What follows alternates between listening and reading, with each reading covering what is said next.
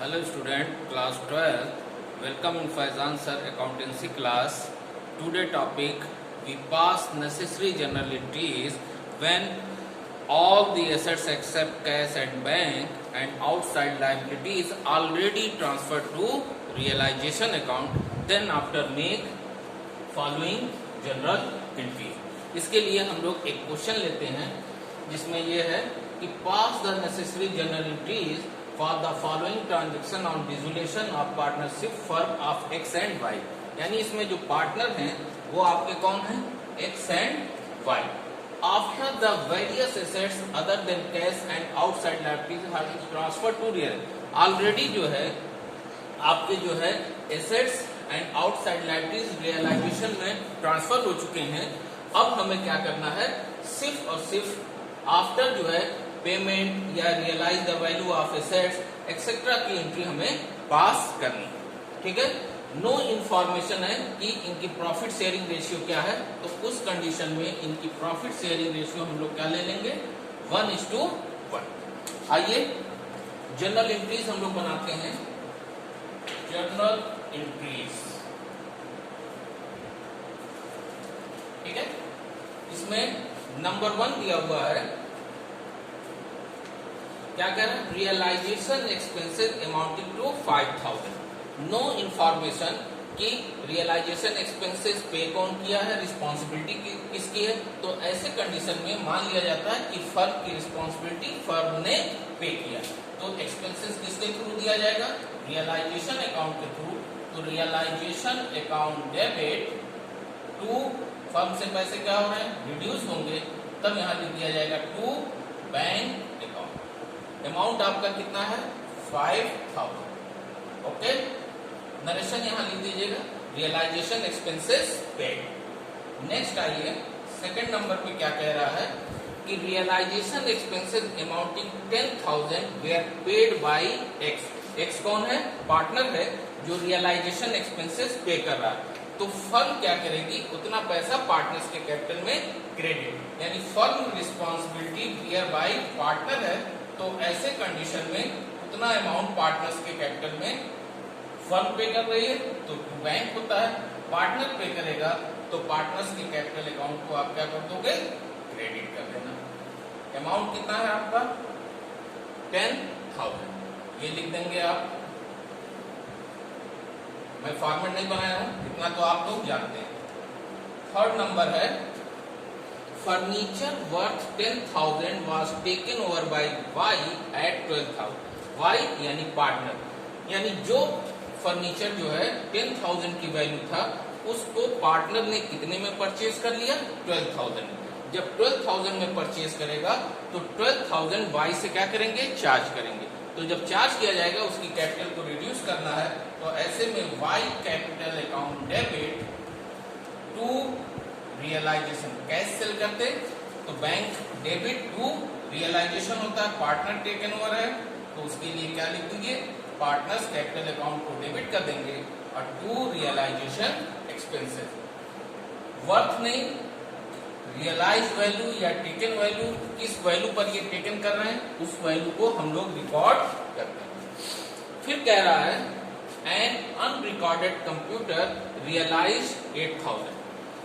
आपको पहले भी बताया जा चुका है कि sale of assets whether recorded और not recorded realise entered in जो है बुक। यानी कोई भी property at a time of dissolution आपके बैलेंस शीट में हो या ना हो, अगर उसकी वैल्यू रियलाइज हो रही है तो आपका बैंक बैलेंस क्या होगा? इंक्रीज होगा, तो बैंक बैलेंस डेबिट कर दिया जाएगा।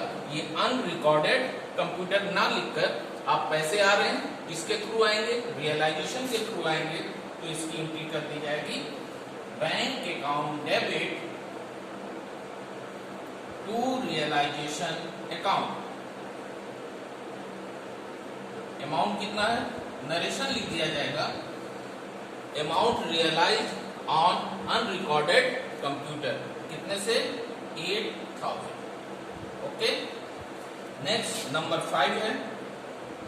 5 में देखिए, salary credited 20,000 we are paid at 10% discount. यानी उसकी बुक वैल्यू 20,000 है बट पेड कितना है 10% डिस्काउंट।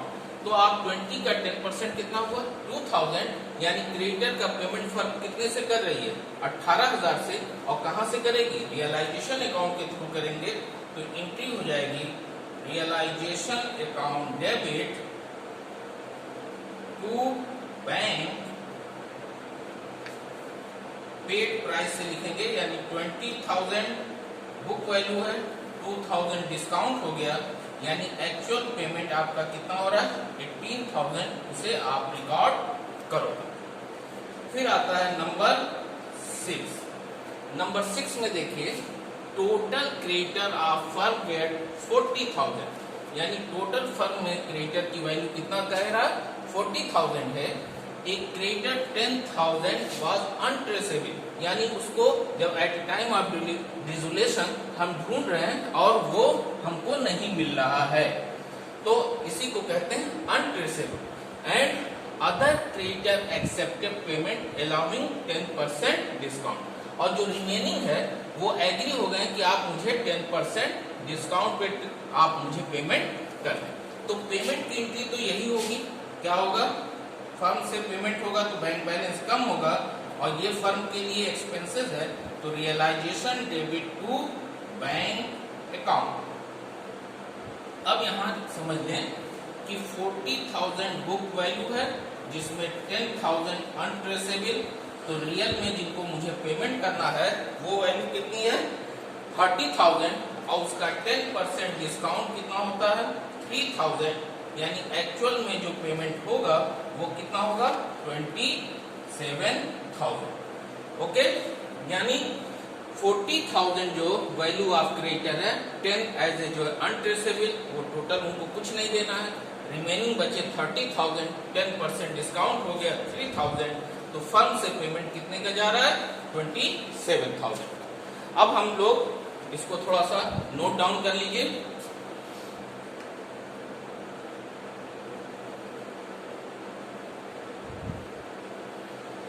अब इसको इरेज कर रहा हूं मैं।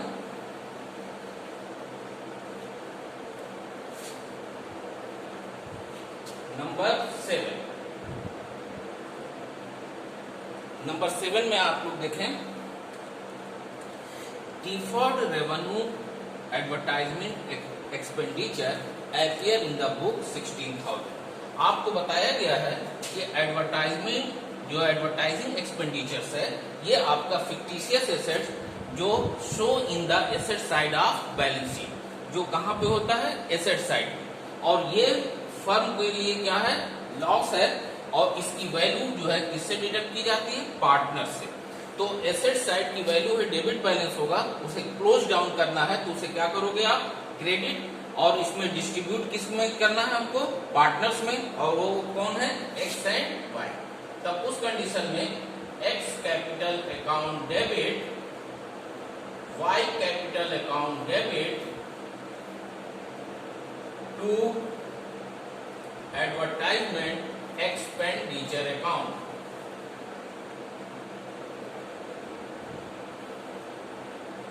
टोटल एक्सपेंडिचर जो है आपका कितना है 16,000। इन एब्सेंस ऑफ इंफॉर्मेशन इनका प्रॉफिट शेयरिंग रेशियो इक्वली होगा, तो 8,000 एंड 8,000 ये आप जो है दोनों बियर करें। अब आता है नंबर 8।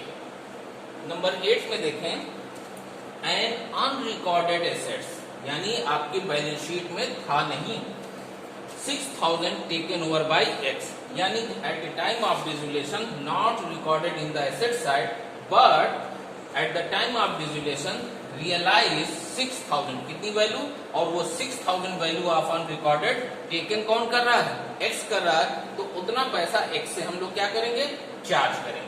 अगर कैश सेल होता तो bank debit to realisation taken over by कौन है एक्स है, तो उस कंडीशन में X capital account debit to realisation account,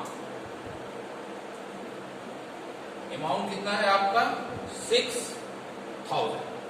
okay, लिख दिया जाएगा कि unrecorded assets taken over by X. 8 के बाद आता है number 9 loan to X. Loan to X यानी firm giving loan to X was adjusted through his capital. ये जो है कहां पे शो होता है? एसेट साइड में।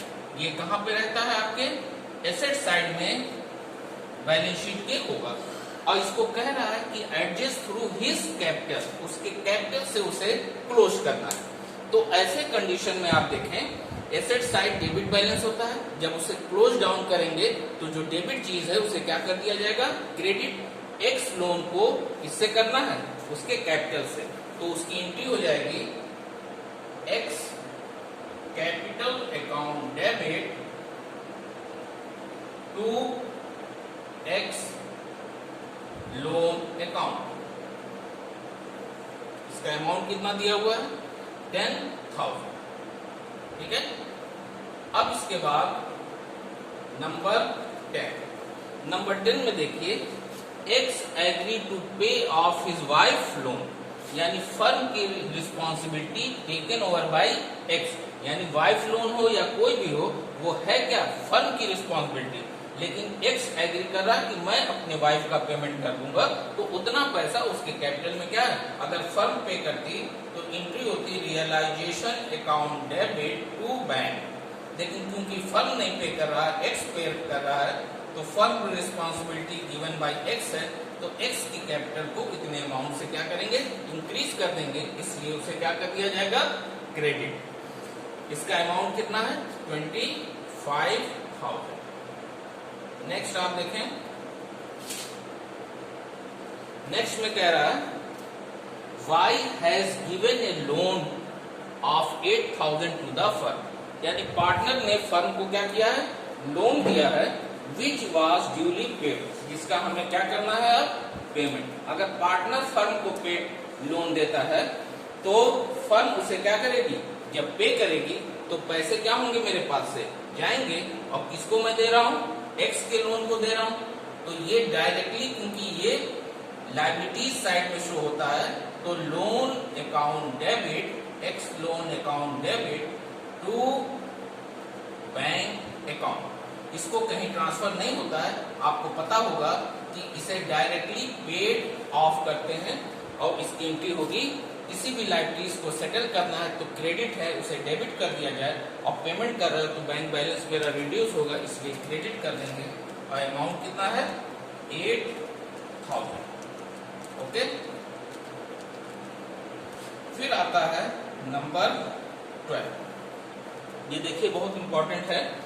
An office equipment which was not recorded in the book was taken over by X, यानी ये भी अनरिकॉर्डेड एसेट्स है, रिकॉर्डेड नहीं। And office equipment which was not recorded in the book, it means कि not recorded मतलब unrecorded, आपकी balance sheet के asset side में शो नहीं था। Was taken over by x, अब उस एसेट्स को किसने टेकन ओवर किया? एक्स ने। Eight 7 whereas is expected value 9, expected आपको मार्केट में चाह रहे थे कि उसे 9,000 मिले, लेकिन उसको 7,000 में एक्स ने क्या किया? टेकन ओवर किया।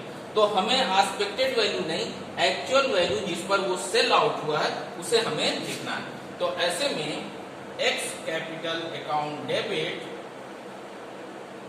टू रियलाइजेशन अकाउंट, उसकी वैल्यू कितनी लिखी जाएगी? 7,000 एक्चुअल प्राइस जिस पर ये सेल हुआ है, ना कि आपकी एक्सपेक्टेड जो आपकी होंगी। इसके साथ ये क्वेश्चन आपका कंप्लीट होता है। इस पर इसी टॉपिक पे हम लोग एक लेक्चर और लेंगे। Okay, thank you.